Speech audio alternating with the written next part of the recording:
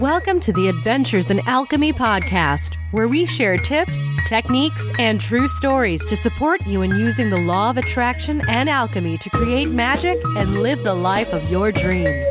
Here's your host, the founder of DailyAlchemy.com, Michelle Martin Dobbins. Hi, this is Michelle Martin Dobbins from DailyAlchemy.com. And today I want to talk to you about your manifesting and the levels of magic in your life and how you feel that's going. Is it going good? If it is, then you might want to skip this one. Actually, there's a few good tips at the end, even if it's going really well. But this is for those people who are feeling stuck, feeling like things aren't really happening and like they're just kind of in that hamster wheel going round and round and not getting anywhere fast. And I have to tell you that maybe the universe is bored. Maybe you're wanting to manifest something that doesn't excite you. And guess what? If it doesn't excite you, it's not going to excite the universe. It's not going to excite, angels aren't going to be like, yeah, let's hop on board on this one.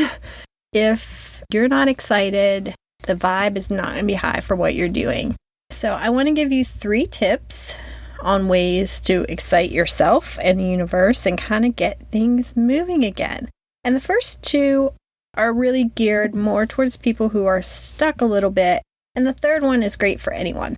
So the first one is to follow your passions. And this is just a reminder. I bet all of you know this. But if you decide to follow a goal that is not something that makes your heart skip a beat and brings you joy, it's hard to really get up a lot of enthusiasm yourself. And it's hard to, manifest.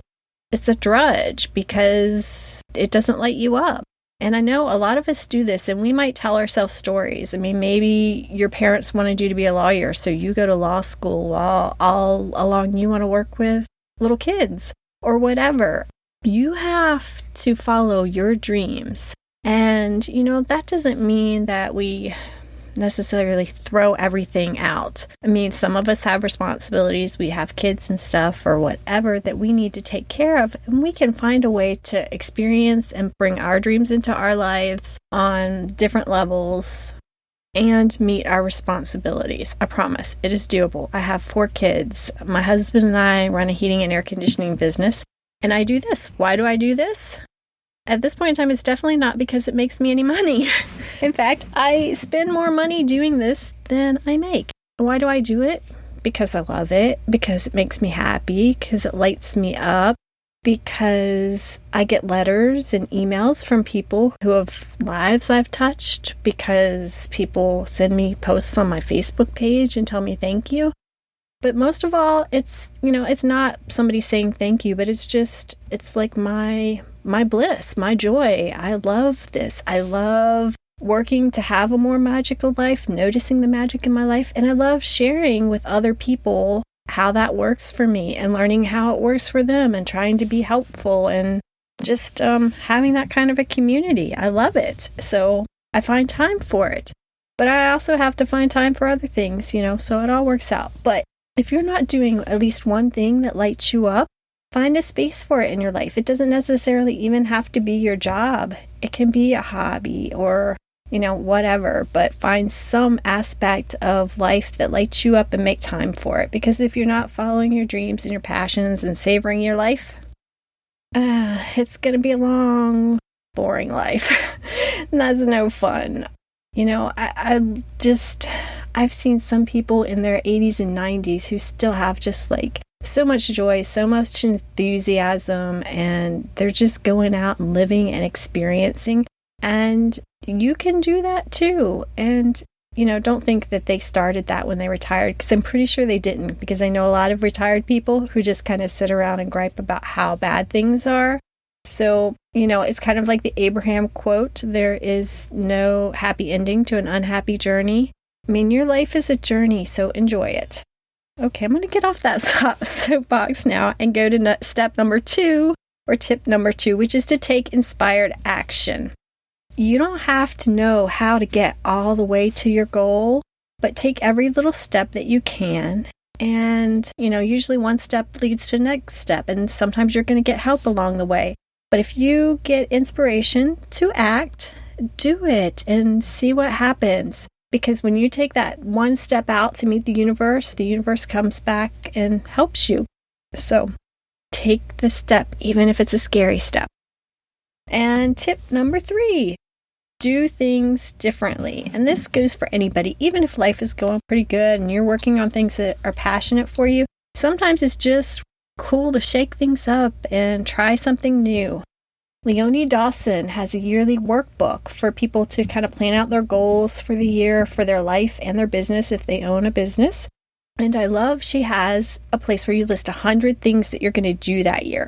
And you have to really dig deep, or at least I do, to come up with 100 things. And I try to put a lot of them on there that are like things that I've never done before. One of mine this year was aerial yoga, and that was really fun. But it was kind of a drive from where I live, so it wasn't something I picked up regularly, but I did it a couple times, and it was a fun new experience. I have zip lining on there, and I'll tell you the truth, I've been a little bit nervous. I haven't done it yet, but I'm going this weekend. Eek! And I'm not a high adrenaline kind of junkie. I'm more low-key. So I'm a little bit nervous, but I'm excited to try it because, just like anything, I may end up loving it, and I may end up saying, I'm never going to do that again, but at least I've had that experience.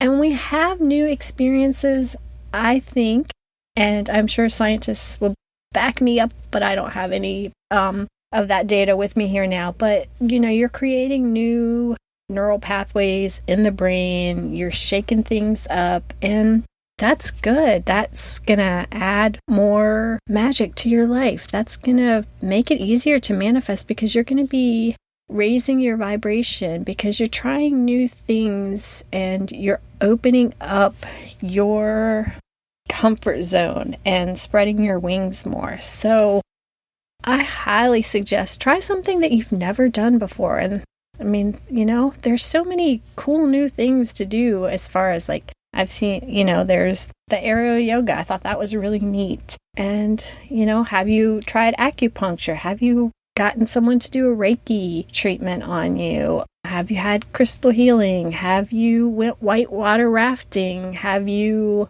hiked a mountain? Whatever. You and what kind of lights you up. Find something new and give it a try and let some new energy get into your life because that is a great way to get unstuck. And if you are a part of a couple or even a family, doing these things as a family or with a couple also kind of improves your relationship because it's a great bonding experience and it just brings new energy. So anyway, there you have it. That's my 3 tips. And I have one last suggestion for you, and that is to try to make a list of things that you love and just keep adding to it. Take a notebook and start writing things that you love. I mean, it could be creme brulee, Dr. Pepper, movies that you love, TV shows. I'm a big fan of Psych. I'm a big fan of The Big Bang. But write down all these things that you love and notice when you take time to enjoy the things you love, and just being aware of all the things in the universe that light you up and that you love and bring you joy will help you attract more of that into your life. So remember, life is a journey to be enjoyed, not a problem to be solved. So go out there and enjoy today. Have a fabulous day. Namaste. Thanks for listening to the Adventures in Alchemy podcast.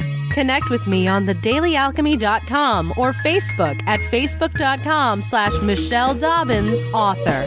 Join us next time for even more magical life tips.